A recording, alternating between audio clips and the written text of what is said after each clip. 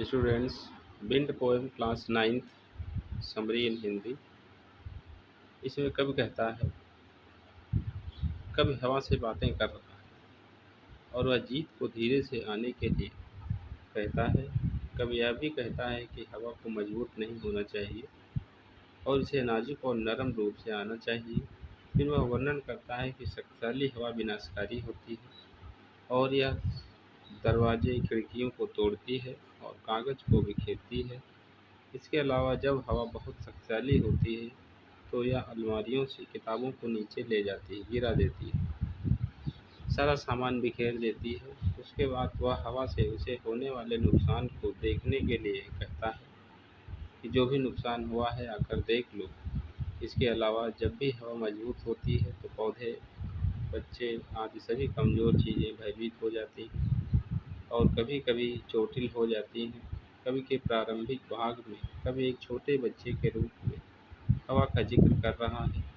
सबसे पहले उन्होंने कहा कि यह धीरे धीरे आती है, जैसा कि एक बच्चा करता है। बाद में हमें पता चलता है कि यह ऊर्जा हिंसा और विनाश से भरे युवाओं की तरह विनाशकारी हो जाती है। इतनी विनाशकारी हो जाती है कि बड़े बड़े पेड़ पौधे गिर जाते हैं। अगले पारे में उन्होंने लगातार जोर देने के लिए लिंग क्रम्बलिंग शब्द को दोहराया कि तेज हवा के सामने सब कुछ गिर जाता है। इसलिए कवि कहना चाहता है कि जब हवा बहुत मजबूत और शक्तिशाली होती है तो सब कुछ टूट जाता है। वह कहता है कि कमज़ोर घर, कमज़ोर दरवाजे, बीम, लकड़ी के ढांचे, लोगों के शरीर, जानवर आदि सभी गिर जाते हैं और टूट जाते हैं। इसके अलावा सब कुछ जो कमज़ोर है कठिनाई के चेहरे पर टूटने या गिरने से प्रतिक्रिया करता है। इसलिए कवि कहता है कि जब भी कमज़ोर लोग सामना करते हैं और जीवन में कठिनाई या चुनौती होती है तो वे टूट जाते हैं। अगले पैरा में वह पवन को पवन देवता के रूप में संबोधित करता है और वह कहता है कि पवन परीक्षाओं के शक्तिशाली देवता का अर्थ है। यह लोगों को हिलाता है और जो कमज़ोर हैं वह नीचे गिर जाते हैं और कुचल जाते हैं। इसलिए यहाँ कवि ने गेहूँ और लोगों के बीच तुलना की है। जैसे हम अनाज को चप से अलग करने के लिए गेहूँ को छाँटते हैं, उसी तरह पवन देवता मजबूत लोगों को कमज़ोर लोगों के रूप में अलग करते हैं। इसके अलावा जब तेज़ हवा आती होती है तो कमज़ोर चीज़ें गिर जाती हैं और उखड़ जाती हैं। उसके बाद कवि चाहता है कि हम हवा से दोस्ती करें, यानी हमारे जीवन में कष्ट। वह कहता है कि हमें समस्याओं के लिए तैयार रहना चाहिए क्योंकि वे आएंगे और हमारी बात नहीं सुनेंगे। इसके अलावा हमें मजबूत घरों का निर्माण करना चाहिए और अपने घर के दरवाज़ों को मजबूती से बंद करना चाहिए ताकि हवा उनमें प्रवेश न कर सके। इसके अलावा कवि कहता है कि हमें इन चुनौतियों का सामना करने के लिए अपने दिल और शरीर को मजबूत बनाना चाहिए और जब हम चुनौतियों का सामना करने के लिए पर्याप्त मजबूत होंगे तो हम परेशानी महसूस नहीं करेंगे। वह हवा को एक कुर्सी पर रखता है और उसकी तुलना भगवान से करता है। कवि कहता है कि हवा एक देवता है और हम इसकी दैनिक प्रशंसा करते हैं।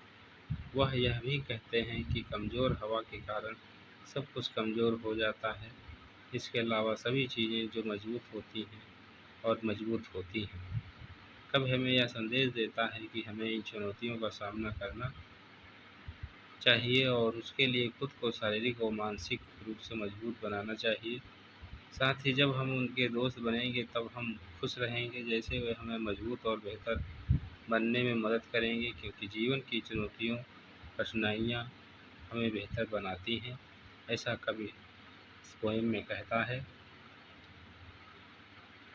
समरी है हिंदी में। यह कविता हवा की ताकत के बारे में बात करती है। ऐसा कवि कहता है। हवा के सीधे संबोधन में कवि उसके विनती करता है कि वह खिड़कियों के शटर न तोड़े क्योंकि वह एकमात्र ऐसे व्यक्ति हैं जिनके पास तूफान का प्रकोप है। एक तरीके से कवि यहाँ हवा को संरक्षण के लिए पूछ रहा है।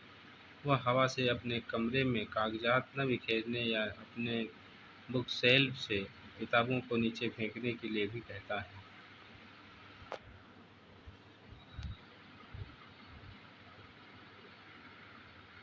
जैसा कि वह हवा को संबोधित करना जारी रखता है, कवि का स्वर अब बदल जाता है।